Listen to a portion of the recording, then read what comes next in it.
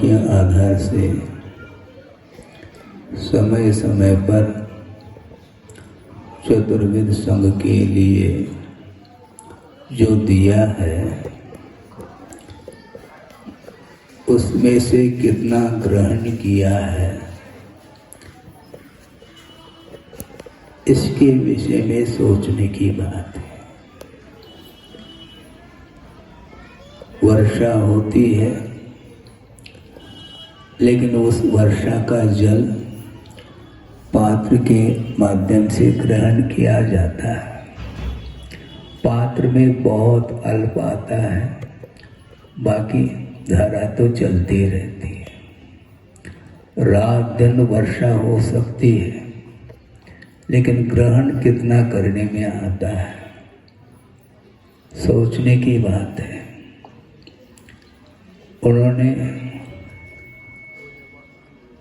एक प्रश्न दिया था, इन आँखों के द्वारा जो भी वस्तु देखने में आ रही है वह केवल अवस्था देखने में आ रही है। वस्तु की अवस्था का अर्थ पर्याय हुआ करता है और पर्याय का ही दर्शन होता है, और वह पर्याय भी स्वाभाविक पर्याय नहीं, वैभाविक पर्याय ही आँखों का विषय हुआ करता है। और उस ओर जो दृष्टि जाती है संसारी प्राणी की, वह एक मेक हो जाता है उसके साथ। वह पर्याय प्रभावित कर रही है ऐसा कहने में आता है, किंतु स्वयं ही आत्मा उससे प्रभावित होती चली जा रही है। ये संसारी प्राणी की दशा है। गुण उसके दृष्टि में नहीं आ सकते, गुण अमूर्त हुआ करते हैं। और गुणानुवाद किया जा सकता है, गुणानुवाद किया जा सकता है, स्तुति की जा सकती है, गुणों की आराधना की जा सकती है, किंतु उन गुणों का संवेदन अद्भुत चीज है। और पूर्व में भी ये प्रसंग के अनुरूप हमने स्मरण में ला करके विषय रखा था। पुनः वही विषय प्रासंगिकता को लेकर के रख रहा हूँ कि भगवान भी प्रसन्न होते हैं भक्त से, ऐसा गुरुदेव का कहना रहा।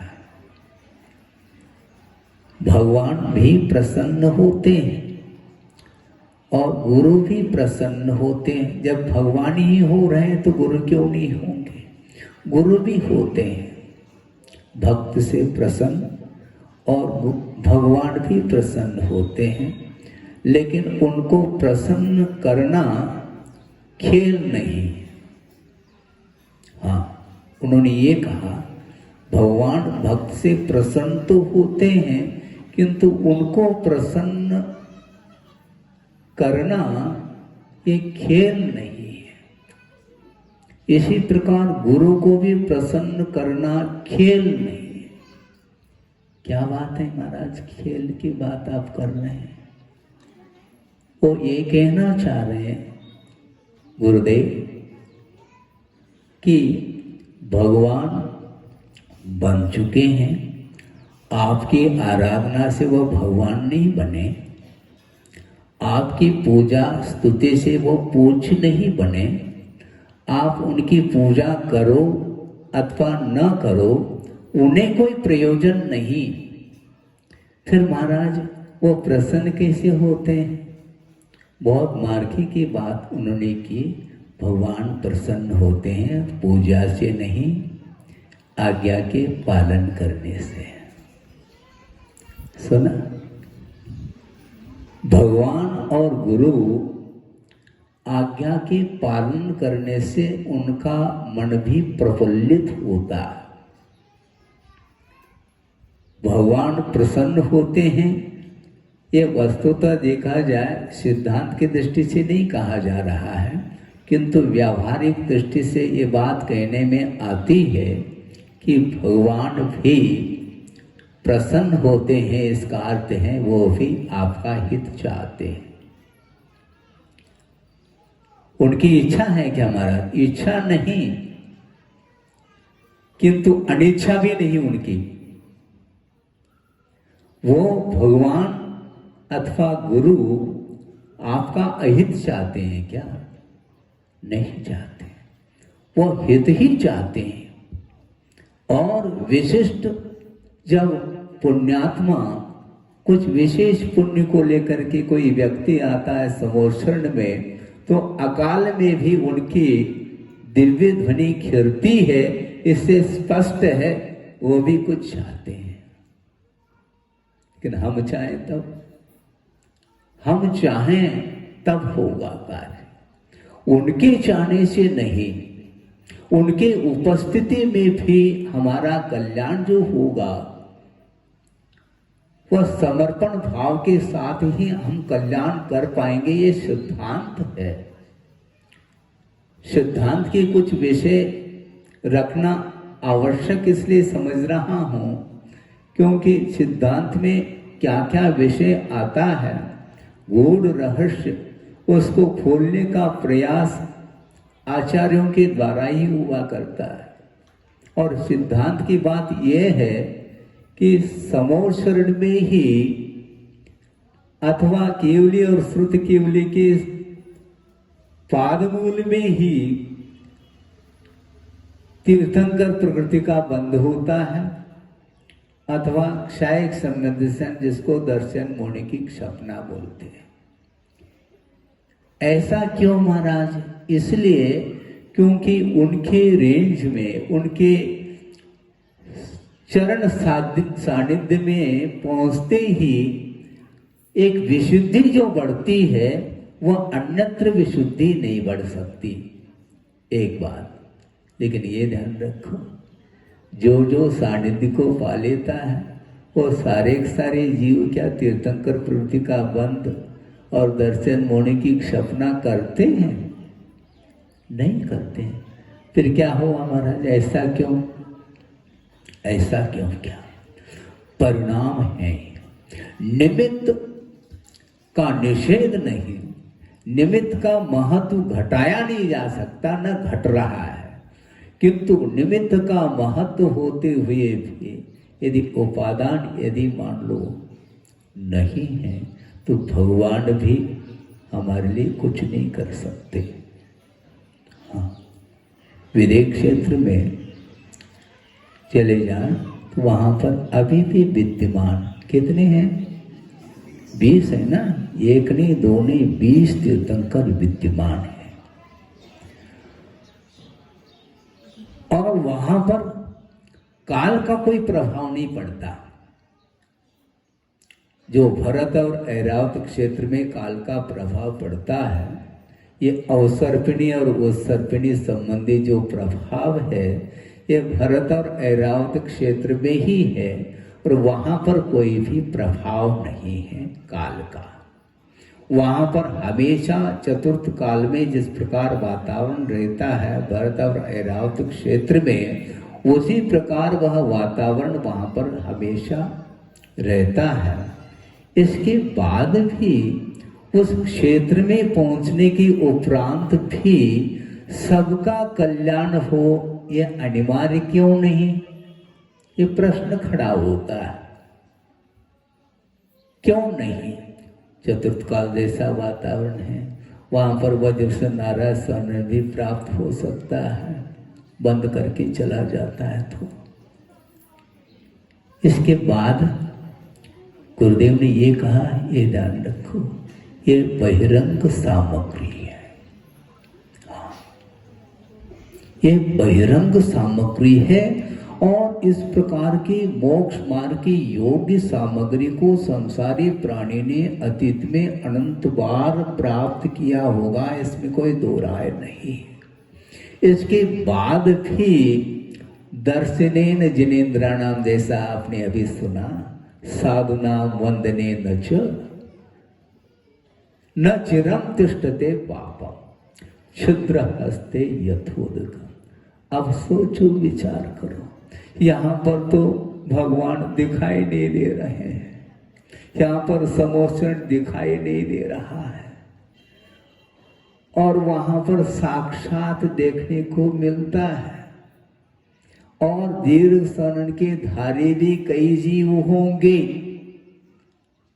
वज्रविषम नारा शरण किसको बोलते हैं? चट्टान भी चूर चूर हो सकता है, लेकिन मोह रूपी चट्टान चूर चूर नहीं हो पाया, इसको लेकर के बड़ा विस्मय होता है। ये सब क्या है? चतुर्थ काल ले लो, वज्र से नारा शरणन ले लो, निरोग शरीर ले लो, उच्च कुल प्राप्त कर लो, हाँ आर्यखंड प्राप्त कर लो, फिर भी आर्य बन जाए, इसमें आश्चर्य है। किंतु आर्य खंड में पैदा होने के उपरांत भी म्लेच्छ खंड के समान यदि मान लो प्रवृत्ति जीव की होगी, उसके लिए किसको दोष देंगे? निमित्त को नहीं, उपादान को ही दोष दिया जाएगा। इसलिए संसारी प्राणी हमेशा पौद्गलिक वस्तुओं से प्रभावित हो रहा है, उस शुद्ध परमात्म तत्व की ओर उसकी दृष्टि नहीं जा पा रही है। इसलिए कभी कभी आचार्य महाराज को भी खेद का अनुभव होता है। क्यों नहीं होता? खेद का अनुभव इसलिए होता है कि संसार का स्वरूप तो देखो क्या है, इसलिए वैराग्य उत्पन्न होता है। जगत का स्वभाव हुआ सम्यक वैराग्य, सम्यक और वैराग्य को प्राप्त करना चाहो, संसार से भीति प्राप्त करना चाहो, तो जगत के स्वरूप के बारे में चिंतन करो। कैसे कैसे जीव संसार में परिभ्रमण कर रहे हैं, उनका परिभ्रमण रुक जाए, इस प्रकार बार बार मन में चिंतन आने के उपरांत भी सामने वाले का परिभ्रमण तब रुक सकता है जब उसका उपादान जागृत हो। हमारा भाव तो जागृत है, विश्व का कल्याण हो, जीवो और जीने दो, ये उक्ति चरितार्थ होना चाहिए। चरितार्थ कौन करेगा? इस उज्जवल निर्दोष मार्ग पर चल करके ही अपने परिणामों को उज्जवल बनाया जा सकता है। ये पुरुषार्थ के अधीन है। भगवान भी आकर के बैठ जाए आपके सामने, किंतु वो आपके भीतर पहुंच नहीं पाएंगे। भगवान सबको जानते हैं, विश्व को जानते हैं, और एक साथ एक समय में ही जानने का विकल्प तक उनके अंदर नहीं है। किंतु दर्पणायते, ऐसा कहा, दर्पण उज्जवल है और उसमें क्षमता है पदार्थ को प्रतिबिंबित कराने की, और पदार्थ में प्रतिबिंबित होने की क्षमता है। पदार्थ अपनी जगह है और दर्पण अपनी जगह है, किंतु इस प्रकार एक दूसरे के निमित्त को लेकर के परिणमन हुआ करता है। इसी प्रकार भगवान विश्व को देख नहीं रहे, देखने में आ रहा है विश्व, और केवल ज्ञान के माध्यम से एक कली जानने में आ रही है। किस जीव के भीतर कौन से परिणाम उभर रहे हैं, आप कहो या न कहो, आप छुपाओ या न छुपाओ, सामने है। इसके उपरांत भी निजानंद रसलीन कहा, कहते किसी को कुछ भी नहीं हो, हाँ, कहना नहीं। भगवान का और गुरुओं का ये कहना है कि किसी को कुछ कहना नहीं, मात्र जानना और देखने का प्रयास करो, और हमें क्या करना है इस ओर दृष्टि हमेशा रखनी चाहिए। कौन क्या कर रहा है, किसके अंदर क्या परिणाम उत्पन्न हो रहे हैं, ये हमारा मैटर नहीं है, हमारा विषय नहीं। हमारा केवल इतना ही विषय है कि अतीत में जैसा किया था वैसा नहीं करना, और जो नहीं किया है उसको करने के लिए कटिबद्ध होना है। ऐसा बार बार श्रवण संघ के लिए ये उपदेश गुरुदेव का हमेशा बना रहता है। हाँ, जब भी गुरु को स्मरण में लाया जाता है या लाते हैं, उस समय हमेशा कंठ अवरुद्ध होने को होता है। इसलिए होता है कि गुरुदेव इतना श्रम कर रहे हैं इस उम्र में, और इस जर्जर काया के साथ भी हजारों किलोमीटर की यात्रा करते हुए विश्व कल्याण की भावना के साथ यात्रा उनकी चलती है। इसके उपरांत भी संसारी प्राणी को यदि बात समझ में नहीं आती है तो कौन क्या कर सकता है। इसलिए उपदेश एक हद तक दिया जा सकता है, हित की भावना रखी जा सकती है, रखना चाहिए। आद हिदम कादव्यम जम सकई परहिदम अपि कादव। आत्महित करना चाहिए, किंतु परहित के लिए जम सकई कहा। एकांत से हम किसी दूसरे का कल्याण कर ही नहीं सकते, शक्य का ही अनुष्ठान किया जा सकता है और करना चाहिए। और तुलनात्मक दृष्टि से कुन स्वामी ये कहना चाहते हैं कि आद हिद पर हिदादो आद हिदम सुट्ट कादप्पम, ऐसा कहा। इस पंक्ति को बार बार गुरुदेव दोहराना चाहते हैं, क्योंकि विश्व कल्याण हम कर सके संभव नहीं है, क्योंकि अनंत की संख्या है। वृषभनाथ भगवान के द्वारा भी जीवों का कल्याण हुआ, किंतु कितनी संख्या में? अनंत की कोटि में नहीं, असंख्यात जीवों का ही कल्याण उनके निमित्त से हुआ। नेक्स्ट अगले अजितनाथ आ गए, उनके द्वारा असंख्यात जीवों का। इस प्रकार करते करते करते महावीर भगवान के निमित्त से भी असंख्यात जीवों का ही कल्याण हुआ। अनंत जीवों का कल्याण किसी एक व्यक्ति के द्वारा न भूतो न भविष्यति कहा है, क्योंकि संसार अनंत है, उसका न अंत हुआ है न होगा। तो ऐसी स्थिति में इसी धरती से अनंतानंत तीर्थंकर निकल गए अपना आत्म कल्याण करते हुए, और अपने निमित्त से असंख्य जीवों का कल्याण करने में अपने आप को निमित्त के रूप में उपस्थित हुए और निकल गए। इसके उपरांत ज्यों का त्यों संसार विद्यमान है। वो देखने में आता है कि कुछ कमी आ गई हो संसार में, 10 बज गया है। संसार में जीवों की संख्या में कुछ कमी नजर आ रही है? संभव नहीं। ऐसे कैसे महाराज? अनंतानंद तीर्थंकर भी हुए हैं और अनंतानंद सामान्य केवल भी सिद्धत्व को उपलब्ध कर लिए हैं। कुछ तो कमी आई होगी संसार में? नहीं, क्योंकि अनंत उसी को बोलते हैं। आया भावे वे सती अपि यस्य अंतः न विद्यते स अनंत, ऐसा कहा।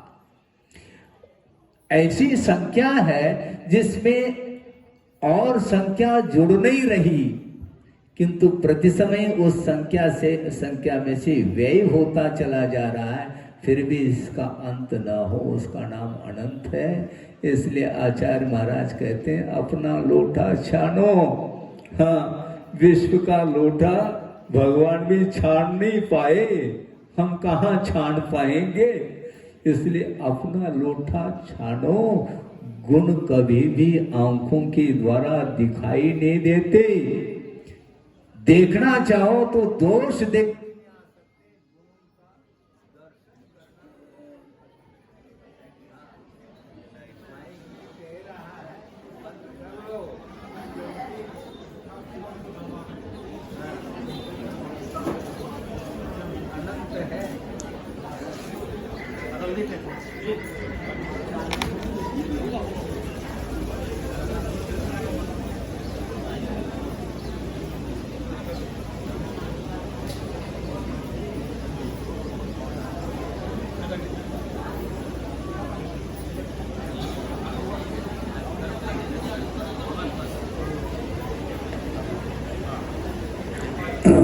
हाँ सुनो, 2-5 मिनट और समाप्त कर रहा हूँ, क्योंकि इसका अंत नहीं है। हाँ, क्योंकि श्रुत का भी कोई अंत नहीं, पार नहीं है। उतना ही ग्रहण कर लेना चाहिए अथवा जानना चाहिए जिसके माध्यम से आत्मा का हित हो सके, जन्म जरा मृत्यु का क्षय हो सके। इस उद्देश्य को लेकर के ही गुरुओं ने भी थोड़ा सा समझाने का प्रयास किया, क्योंकि बहुत समझाने से बात समझ में नहीं आती, क्योंकि ये स्वरूप ऐसा ही है वस्तु का। इसलिए आज सुनते हैं कि आज के तिथि के दिन है चंद्रप्रभु भगवान का निर्वाण महोत्सव, आज निर्वाण हुआ था। और उसको प्रसंग बनाते हुए गुरुदेव के मुख से जो आगम के अनुरूप जो विचार हम लोग को सुनने में आए थे प्रसंग पर, उसको आपके सामने रखा, क्योंकि उनके वचन एक एक वचन श्रुत के काम कर, सूत्र के काम करते हैं। सूत्रदेव महाराज नया हम एक सूत्र दे दें महाराज, और सूत्र चाहिए, तो हम भी कहते भैया एक सूत्र से काम होना नहीं, पूरा 10 अध्याय है, तत्व सूत्र ले लो,